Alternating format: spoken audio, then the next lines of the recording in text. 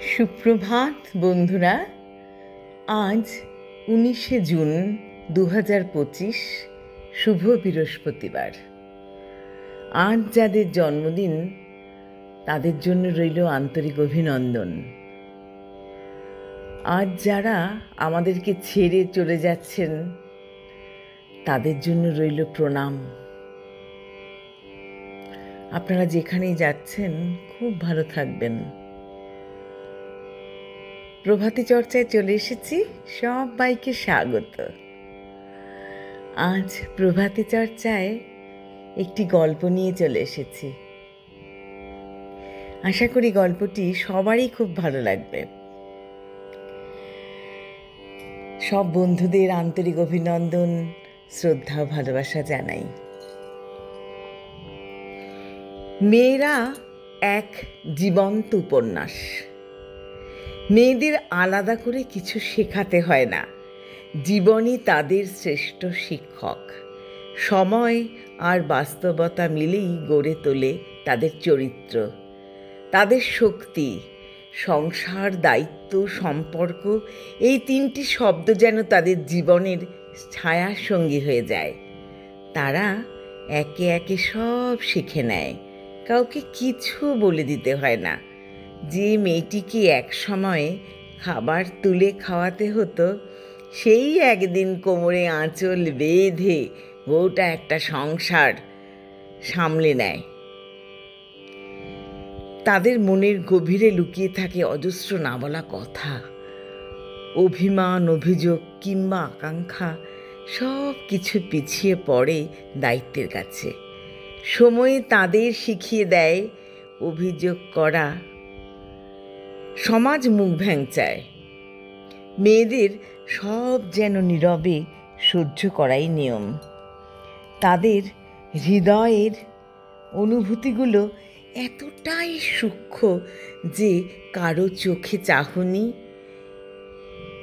চোখের চাহনি, মুখের ভঙ্গি কিংবা আচরণে তারা সহজেই বুঝে যায় কে ভালোবাসলো, কে অবহেলা করলো, কে বা কেবল ব্যবহার করল। ঈশ্বর যেন তাদের হৃদয়ে একটি আলাদা আলো জ্বেলে দিয়েছেন। সেটা দিয়ে তারা নীরবতার মধ্যেও স্নেহ অবহেলার পার্থক্য টের পায়। এই আলোয় তারা অনুভব করে মানুষের মন, যা অনেকেই বুঝতে পারে না। আর এই পুরুষতান্ত্রিক সমাজে, যেখানে মেয়েদের চাওয়ার থেকেও বেশি শেখানো হয় ছাড় দেওয়ার পাঠ, সেই সমাজেই যদি কেউ একটু ভালোবাসার স্পর্শ দেয়, একটু স্নেহ হাত রাখে কাঁধে, তাহলে মেয়েরা সবটুকু উজাড় করে দেয়। ভালোবাসার সামান্য পরশ পেলেই তারা নিজেকে নিঃশেষ করে দিতে জানে। নিজের স্বপ্ন, স্বাদ, স্বতন্ত্রতাকে তারা গুটিয়ে রেখে অন্যের জীবনে আনন্দ এনে দিতে চায়। যেন এক ফোঁটা মমতার বিনিময়ে তারা দিতে চায় সাগর ভরা ভালোবাসা। তাদের স্বপ্নগুলো আলমারির শেষ তাকে তুলে রাখা থাকে, যেখানে তারা রাখে নিজের কবিতা, নিজের ভালো লাগা, নিজের সব না বলা ইচ্ছে। সংসারে নিত্য চাহিদা, জীবনযুদ্ধের নানা জটিলতায় তারা বিসর্জন দেয় নিজের পছন্দগুলো। আলো জ্বালায় চারপাশে, কিন্তু নিজের আলো নিভিয়ে। তাদের নীরবতাও একরকম কাব্য, যেখানে শব্দের প্রয়োজন নেই, শুধু উপলব্ধি হলেই সব বোঝা যায়। তারা কথা কম বলে, কাজ বেশি করে। চোখের আড়ালে থাকা দৃষ্টির রং তারা ঠিক ধরে ফেলতে পারে। আসলে মেয়েরা কোনো নির্দিষ্ট সংজ্ঞায় বাধা পড়ে না। তারা কেউ একজন নয়, তারা প্রত্যেকেই একটি করে জীবন্ত উপন্যাস।